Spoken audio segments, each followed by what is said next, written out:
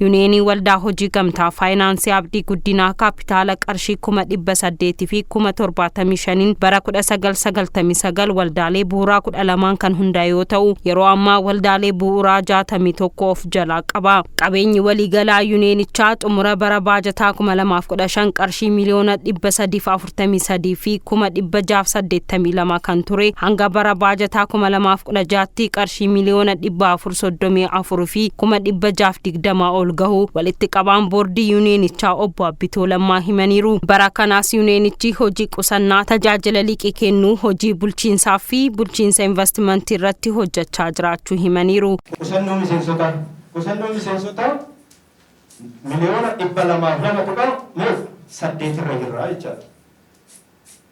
Kanaaf yeroo gara yeroo qusannoonis wantoonni adda addaatis dabalaa jiraachuu agarsiisa. Qoonni miseensotaa immoo miliyoona 46 tokko irra geenye jira jechaadha.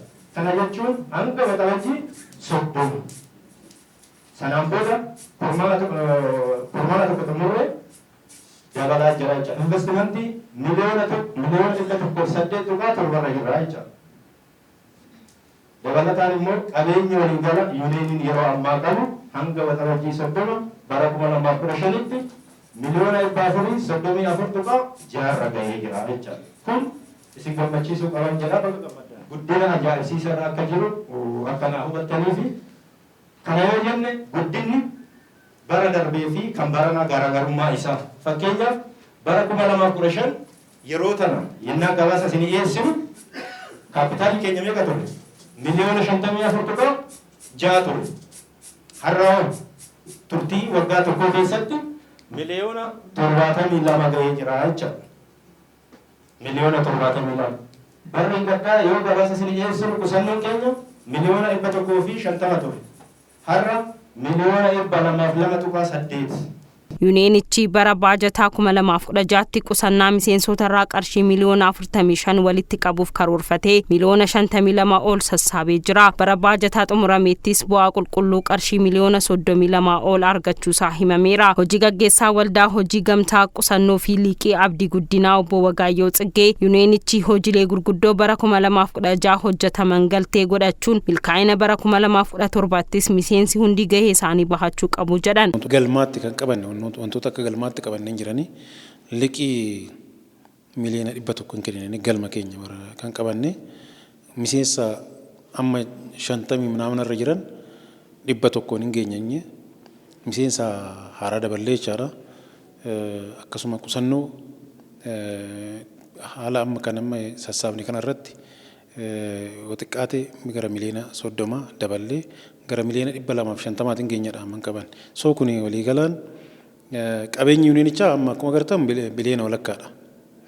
Qabeenyi kun bara dhufu armaan dura parsantii yoo xiqqaate parsantii 25 ga 30tiin dabalaa dhufe bara garee kana caalaa dabalaa deema kan jennu qabeenyana. Hanqinoonni jiran irratti tumsaan hojjechuudha.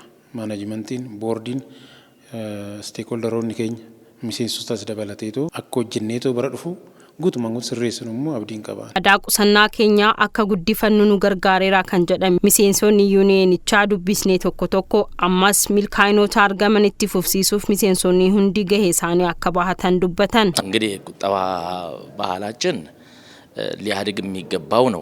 Aadaan qusannaa keenya akka biyyattiitti kan guddachuu qabudha. Gaheen waldaalee hojii gamtaa guddina hawaasaaf murteessaadha. Biyyis kan guddatu bu'aa waldaaleen kunneen buusaniin jedhee yaada. Yuneeniin abdii guddinaa immoo magaalaa Adaamaa keessatti Yuneenii jijjiirama guddaa fidaa jirudha. እንደምትመለከቱት ወይም እንደምታዩት ትልቅ ለውጥ እያመጣ ያለ ዩኒየን የህብረት ስራ ማህበራት ስብስብ ዩኒየን ነው። Miseensota waan guddaatu eegama. Miseensota jechuun miseensi Yuneenii kana waldaa hojii bu'uuraati.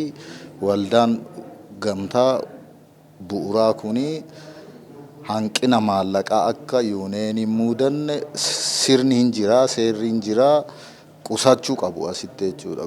Hanqusatamu sanirraa wanni hundi argama waan ta'eef isarratti sirriitti xiyyeeffachuudhaan dhibbeentaa 20 ji'aan funaanamu sanirraa waldaaleen hojii gamtaa bu'uuraa sun hoo as fidanii hin qusatu ta'ee rakkoo maallaqaa Yuneenii mudatu hin hanqisu jechuudha.